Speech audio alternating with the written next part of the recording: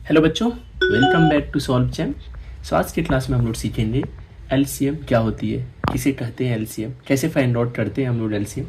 सो LCM को हिंदी में क्या कहा जाता है? लघुत्तम समापवर्त। लेकिन इसका ना इंग्लिश नाम भी जरूर याद रखो, जब बड़ी क्लासेज में जाओगे, जब बड़े बड़ी एग्जाम्स के लिए तैयारी करोगे तो फिर फायदा होगा।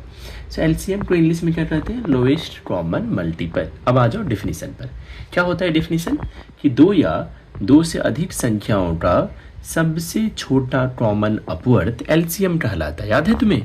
कुछ दिनों पहले मैंने तुम्हें क्या पढ़ाया था? अपवर्थ क्या होता है, अपवर्थ कैसे निकालते हैं अपवर्थ, उसी से जुड़ा हुआ है एलसीएम, लघुत्तम समापवर्त। चलो एग्जाम्पल लेकर के मैं तुम्हें बताता हूँ। दो नंबर ले लो, एक है 12 और दूसरा नंबर है 18। ठीक है, इन दोनों के अपवर्थ के बारे में सोचो। अब यदि इन दोनों के अपवर्थ के बारे में सोचोगे तो 12 के अपवर्थ क्या होते हैं? क्या होते हैं 12 के गुणज?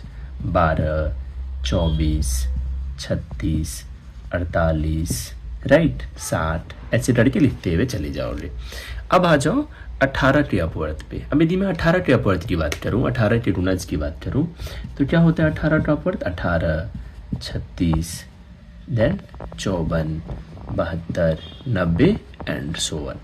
एक बार डिफिनीशन देखना क्या होता है डेफिनेशन। दो या दो से अधिक संख्या। देखो दो तो कम से कम लोग है ना, दो तुमने ले लिया, अब दो से ज्यादा अभी मैं नहीं ले रहा हूँ। ठीक है, अभी बस समझना अपना गोल है।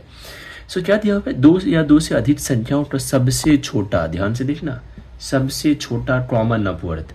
अब मेरे को एक बात बताओ, यदि मैं सबसे छोटा कॉमन अपवर्थ पूछूं 12 और 18 में, वैसे एक बात बताओ, 60 के बाद क्या आएगा? 72 आएगा ना, उसके बाद रहने दो अभी। ठीक है, अब जरा देखो इसमें कॉमन अपवर्थ कहाँ कहाँ तुम्हें दिख रहा है।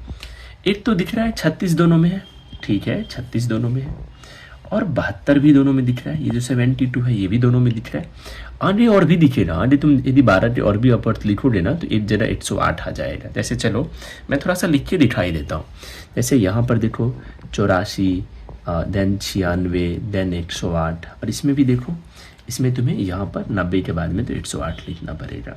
अब जरा नोटिस करो और कौन कौन सा तुम्हें कॉमन दिख रहा है? 108। देखो कॉमन अपवर्थ का लिस्ट नहीं एंड होने वाला है, वो तुम लिखते जाओगे मिलते जाएगा, लेकिन फोकस कहाँ करना है सबसे छोटा कॉमन अपवर्थ। कॉमन तो दिख रहा है, सबसे छोटा कॉमन अपवर्थ क्या है? 36।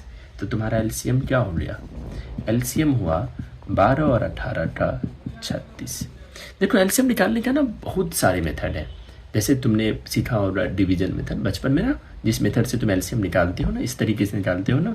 ये है 12, 18, पहले 2 से लगाएंगे, 2 छक्के 12, 2 9 में 18। चलो अभी मैं इसे इस तरीके से पूरा नहीं कर रहा हूँ, मैं दिखाऊंगा तुम्हें एलसीएम निकालने के क्या क्या मेथड है, उसके लिए मैं अलग से वीडियो लेकर के आऊँगा।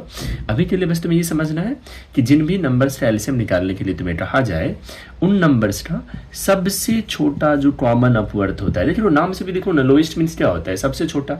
कॉमन का क्या मीनिंग होता है? जो सब में हो। और मल्टीपल का क्या मीनिंग होता है? अपवर्थ, गुणज, समझ रहे हो? 12 18 का लोएस्ट कॉमन मल्टीपल क्या है? 36। 36 है ना तुम्हारा यहाँ पर। ठीक है, चलो तुमसे ना मैं एक छोटा सा सवाल पूछता हूँ, जरूर बताना।